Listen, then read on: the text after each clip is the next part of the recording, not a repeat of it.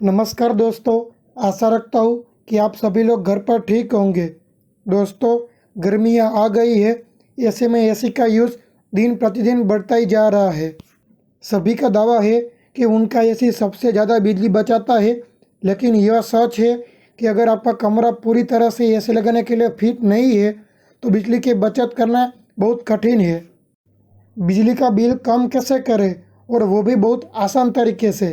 वो कैसे, इनके बारे में नहीं जानते हो ना, तो कोई बात नहीं, आज की ये वीडियो देखते रहिए। आज की ये वीडियो में मैं आपको इसी टॉपिक पर बात करूंगा। लेकिन दोस्तों, शुरू करने से पहले अभी तक आपने मेरी चैनल सब्सक्राइब नहीं की है तो सब्सक्राइब कर दीजिए और बाजू में दिए गए बेल आइकन पर क्लिक कर दीजिए, जिससे मेरे आने वाली सभी technical and non technical video की नोटिफिकेशन जल्दी से मिले। दोस्तों, सब्सक्राइब करना बिल्कुल फ्री है और जिन जिन लोगों ने सब्सक्राइब किया है उनका बहुत बहुत धन्यवाद। तो चलो शुरू करते हैं। लेकिन दोस्तों, यह जानना बहुत ज़रूरी है कि एसी लगाने से पहले कमरे में क्या सुधार किया जाए जिससे अधिक से अधिक बिजली बचा जा सके और ठंडक भी अच्छी मिले। अगर इन आसान से कुछ उपाय को अपनाया जाए तो एसी के बिल में करीब 20% तक की कमी की जा सकती है। तो पहला पॉइंट है वो है कमरे के आकार के हिसाब से एयर कंडीशनर लगाएं। अगर ज़्यादा क्षमता का एसी लगाएंगे तो उसकी क्षमता बेकार हो जाएगी, और कम क्षमता को होगा तो बिजली ज़्यादा खर्च करेगा और कूलिंग भी अच्छी नहीं देगा। दूसरा पॉइंट है वो है कमरे में जो भी सामान होता है एसी उसे भी ठंडा करता है, इसलिए कमरे में जितना कम सामान होगा उतना ही बेहतर होगा। तीसरे पॉइंट की बात करें तो कई बिजली के उपकरण ऐसे होते हैं जो काफ़ी गर्मी छोड़ते हैं, इसलिए कमरे में बिजली के उपकरणों पर ज़रूर नज़र डालें। रोशनी के लिए भी अगर एलईडी का इस्तेमाल करेंगे तो अच्छा रहेगा।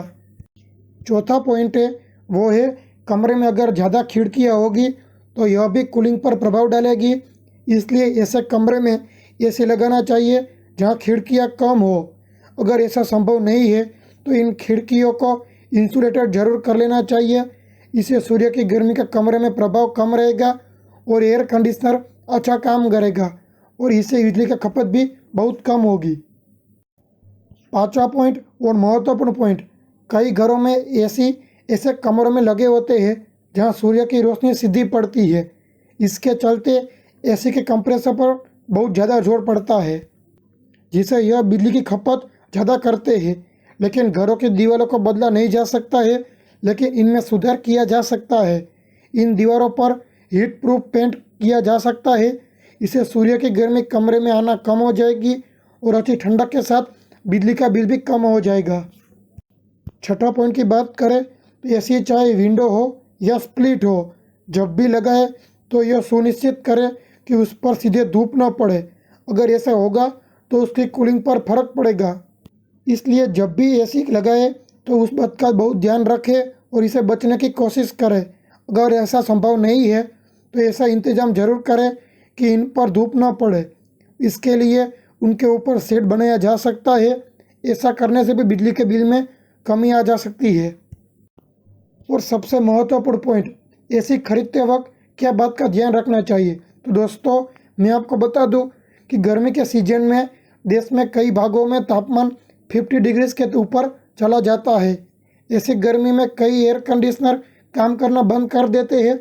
इसका कारण है कि ज़्यादातर एसी 43 से 48 डिग्री के बीच में अच्छा काम करता है, लेकिन जब तापमान 48 के ऊपर चला जाता है तो यह एसी ठंडा करना बंद कर देता है।